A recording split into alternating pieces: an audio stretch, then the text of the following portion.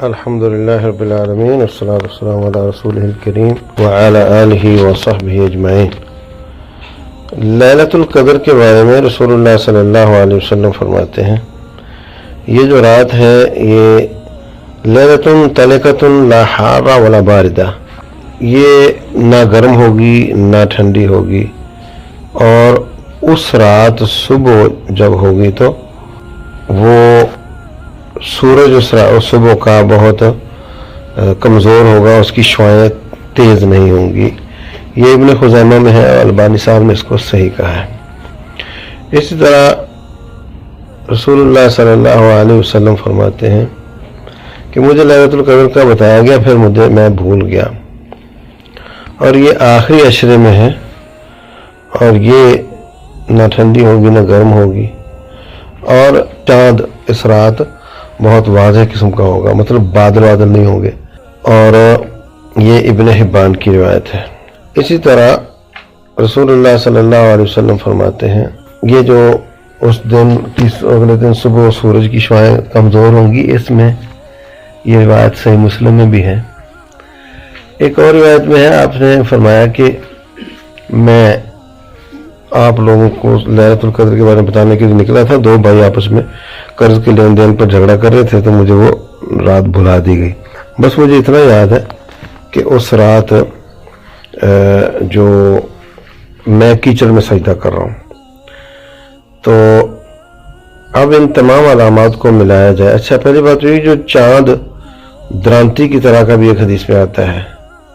تو اس سے لگتا ہے کہ وہ مہینے کے آخری راتوں میں سے ہے، اور واضح ہوگا تو مطلب بادل نہیں ہوگا، بلکہ بعض روایتوں میں یہ لفظ بھی ہے کہ بادل نہیں ہوں گے۔ تو سب روایات کو ملایا جائے تو کیچڑ میں سجدہ، اس کا مطلب اس دن بارش ہوئی ہوگی اور بعد میں مطلع صاف ہو گیا ہوگا، تو کیچڑ ابھی تک باقی ہوگا، تو اس میں آپ نے سجدہ فرمایا۔ مسجد نبوی کی جو چھت تھی وہ بارش کو نہیں روکتی تھی، اور رات کو مطلع صاف ہوگا اور گرمی نہیں ہوگی۔ ظاہر ہے آج جس دن بارش ہوئی ہو، اگلی رات اس کے اثرات تو ہوتے ہیں، اس رات مطلع صاف ہوگا، چاند صاف ہوگا، اور دن اور کیچڑ بھی ہوگا، اور یہ کہ اس دن صبح سورج کی شعاعیں کمزور ہوگی۔ تو یہ علامات ہیں، لیکن روٹین میں ہمیں علامات کے پیچھے نہیں بھاگنا چاہیے، ہمیں ساری کی ساری راتیں 10 کی 10 جاگ کر نکالنی چاہیے، اور عبادت کے ساتھ جاگنا چاہیے، باتیں کر کے نہیں۔ ہمیں تو معلوم نہیں، نبی صلی اللہ علیہ وسلم کو تو معلوم ہو جاتا تھا، اس کے باوجود آپ اگلی راتوں کو نہیں چھوڑتے تھے کہ اب تو